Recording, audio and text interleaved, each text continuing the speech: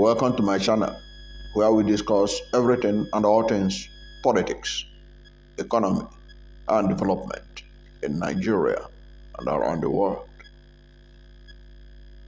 Chief Executive Officer of Peace Group of Companies, Dr. Sam Onyishi, has urged Ndi Igbo to think home, emphasizing that the long-term security of Igbo investment could only be guaranteed in their homeland. He recalled that he told his family on 23rd of November 2013 that he was not going to make any investment more than 1 billion naira outside the Southeast region. Also, the chairman of Charis Group, Sir Cosmos Madoka, said the group had since turned homeward, investing heavily in agriculture in Anambra State, and will be eager to explore any of the outlined investments and opportunities in Enugu State. Both Onyishi and the Madoka, they spoke at the Southeast Industrialist meeting with Governor Peter Mbah of Enugu State.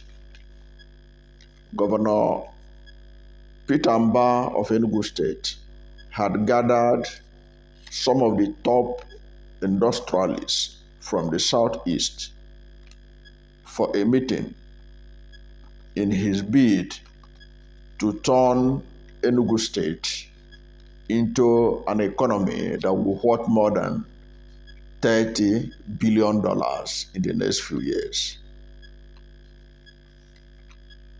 Mbah harped on regional cooperation for economic development, saying a people could only get respect outside their land proportionate to the economic growth in their homeland.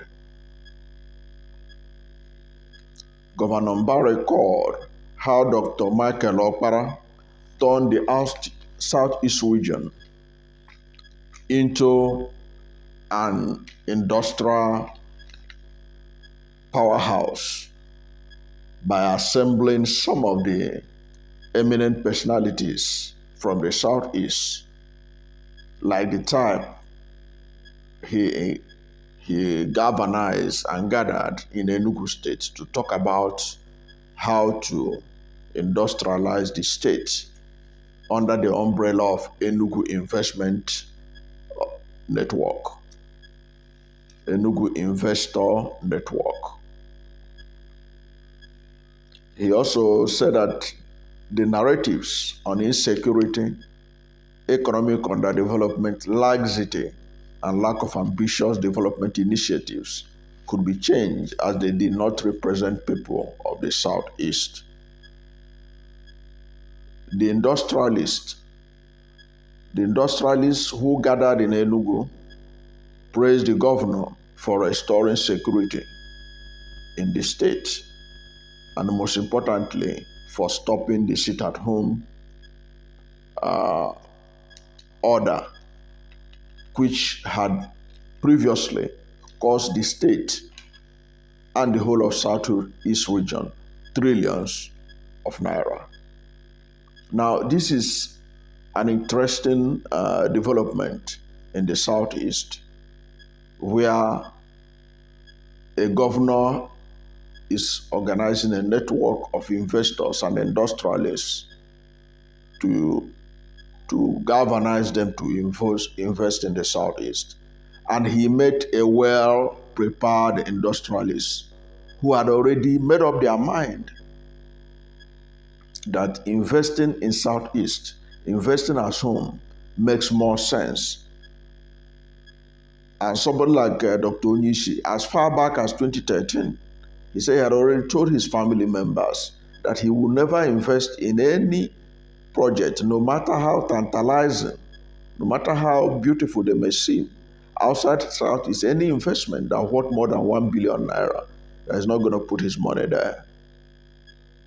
There are some that will say, okay, but 1 billion naira is even too high an investment to make outside the Southeast.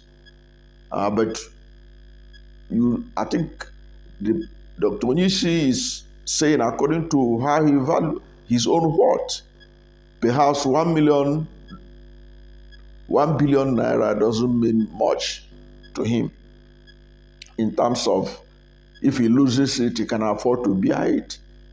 So I think what he's saying that if you are from Southeast, invest outside the Southeast what you can be able to bear the loss.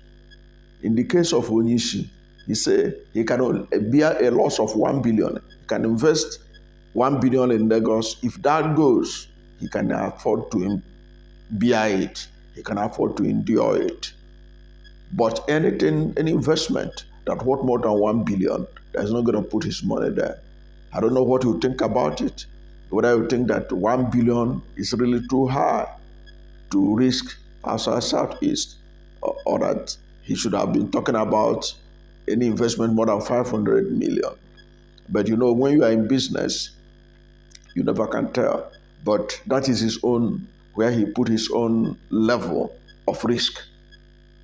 Anything more than 1 billion, he's not going to invest it in outside. He's not going to invest in it outside Southeast. That is the risk he can afford to bear. He can afford to lose 1 billion naira outside Southeast. Okay, so that's his level. I think very other people may have different other levels that they cannot take. And it's also interesting that you see that it's not true that Southeast people are not investing at home. You can see Cosmos Madoka of Cherish Motors. He said he has invested heavily into agriculture, and I'm aware of it. Had invested so much in agriculture in the Southeast, and he said he's ready to do more investment in Enugu State if need be. So it is very interesting about this, and what it points to is that the clarion call that people have been making that Southeast should look inward in terms of investment is yielding fruit. And already from the conversation that took place in that meeting, almost all of them were telling the governor that, in fact, what he was telling them to do is what they already in their mind. And I can tell you for free that when the people of Southeast put it in their mind that, okay, they are now facing a challenge of redeveloping their area, they are going to do wonders. I believe it. Because if you go and check the trajectory of Southeast development, you will discover that the Southwest was ahead of the Southeast in education, because the colonialists, the Europeans, or the British, they entered Nigeria through the Southwest. So they were the ones that first embraced education. But I can tell you for free that when the Southeast people took up the challenge in education, Southeast people in a few years' time overtook every region in Nigeria, including the Southwest. That was why when University of Ibadan, the first university in Nigeria, became a full-fledged university,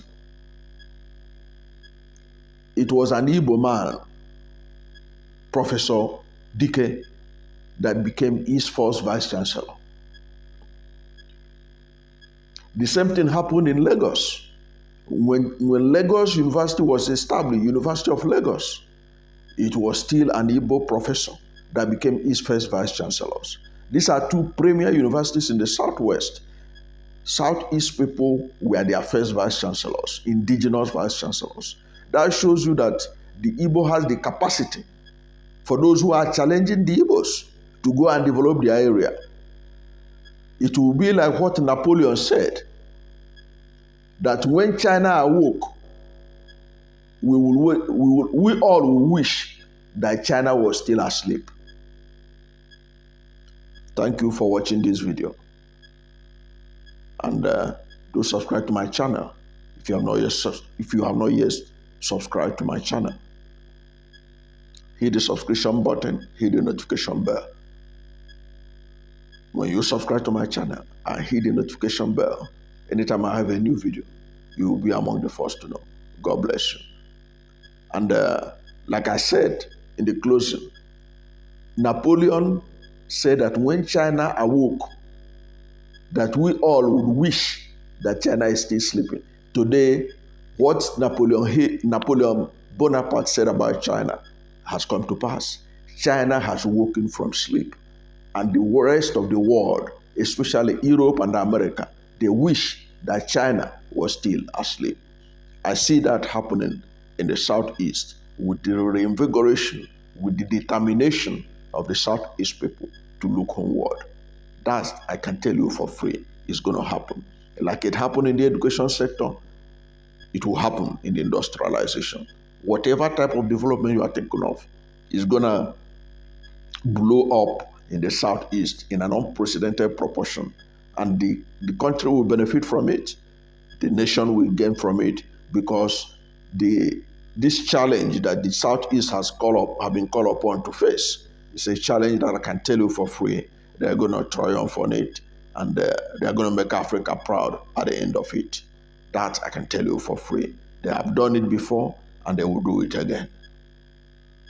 And under this video that you're watching, there is a link that can take you to Jumia. If you buy any phone through that link, Jumia is going to give you 40% off whatever type of phone, whatever is the cost of the phone. Jumia will give you 40% off if you buy it through this link. The links under this video. Thank you, and God bless you and yours.